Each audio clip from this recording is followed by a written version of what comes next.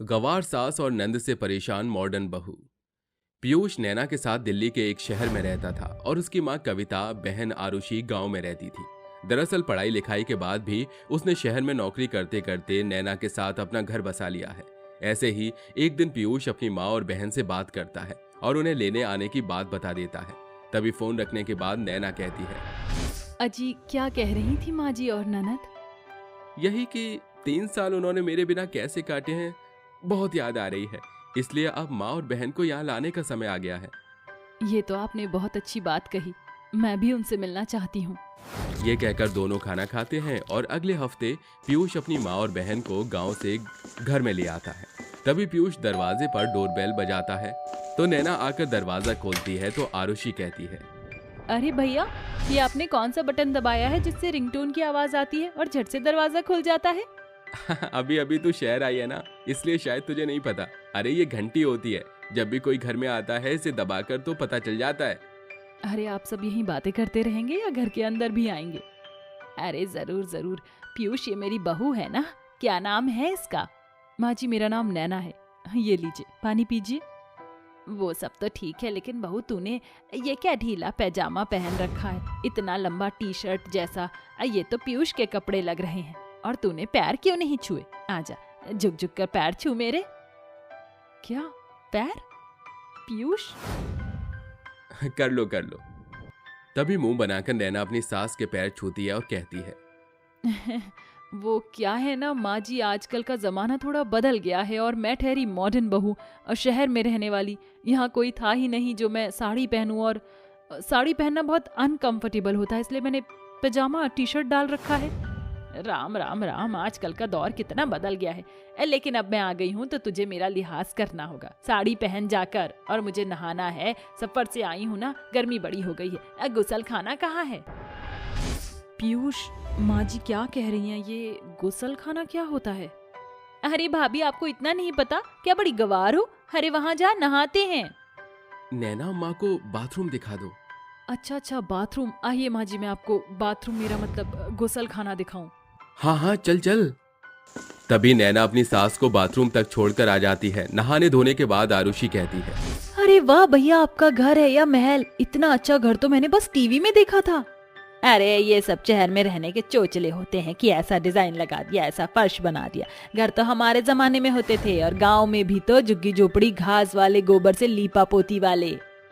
आय हाय, चीची माँ जी कैसे गोबर वाले घर की बात कर रही है? It's so disgusting. Naina I know तुम्हें एडजस्ट करने में थोड़ा एफर्ट लगेगा, बट कर लो। वैसे भी माँ और आरुषि अभी गांव से आए हैं, थोड़ा समय लगेगा उन्हें। ठीक है माँ जी, आपके लिए शाही पनीर, दाल मखनी और रोटी बनाई है, आइए खा लीजिए। सफर से थक गए होंगे आप दोनों। हाँ, अरे भाभी, अब क्या अपने सर पर बिठाकर हमें खाना खिलाओगी क्या? और कितना आए हैं, यहीं पर खाना ले आओ ना। नंद जी, शहर में खाना सोफा, टेबल, बिस्तर पर बैठकर नहीं खाया जाता। डाइनिंग टेबल सामने है, आप वहां चलिए ना। ओहो चोंचले, फिर से चलो। ये कहकर सभी एक साथ डाइनिंग टेबल पर खाना खाते हैं तो कविता कहती है, बिल्कुल मजा नहीं आ रहा। जो बात चटाई पर जमीन पर बैठकर खाने में है ना, वो इस टेबल पर कहाँ। आजा बहू, आजा पीयूष बेटा, आजा, हम सब मिलकर जमीन पर खाएंगे। पर माँ, जमीन पर कैसे? अरे भाई आओ ना, जब आप आओगे तभी तो भाभी आएंगी, उन्हें भी पता चलेगा। नाक सिकोड़कर मॉडर्न बहू को सास की बात मानकर सभी के साथ जमीन पर बैठकर खाना खाना पड़ता है। तभी कमरे में जाकर नैना पीयूष पर पिलो फेंक कर कहती है, तुम्हारी एडजस्टमेंट के चक्कर में देखना माँ जी यहाँ पर क्या क्या कर रही हैं। क्या ये सब रोज होने वाला है? नैना मैं जानता हूँ ये सब ऑकवर्ड हो गया है, बट वो मेरी माँ और बहन है। कितने दिनों बाद में यहाँ पे आए हैं ये लोग। अरे तो मैं तुम्हारी बीवी नहीं हूँ क्या? अरे अरे शांत शांत, मैं कुछ करता हूँ, उन्हें समझाऊंगा। ऐसे ही अगले दिन माँ बेटी पीयूष के साथ टीवी देख रही थी कि कविता बहू से कहती है, अरे बहू, ये रसोई कहाँ है और कहाँ रखा है चूल्हा? या तो मुझे बस कड़छी, चम्मच और बर्तन दिख रहे हैं। अरे माँ जी, ये किचन ही है, यहाँ चूल्हे की क्या जरूरत? अब आप गांव में थोड़ी हो। ये रहा स्टोव, इस पर खाना बनता है। ओहो, ठीक है, तू खाना बना, मुझे आदत नहीं है।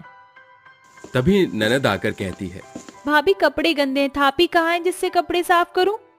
आरुषि मेरे साथ चलो, आओ। तभी सास और ननद नैना के पीछे आ जाते हैं और नैना कहती है, आरुषि, ये देख रही हो, इसे वॉशिंग मशीन कहते हैं। इसमें कुछ भी डालोगी ना तो सब साफ हो जाएगा, तो तुम अपने कपड़े इसमें डाल दो, साफ होकर खुद आ जाएंगे। हैं? सच भाभी? अरे वाह, ये तो बहुत अच्छी चीज है। अरे मोरी मैया, ये तो बड़ी गजब मशीन है। ओहो, क्या गवार सास और नंद मिली है।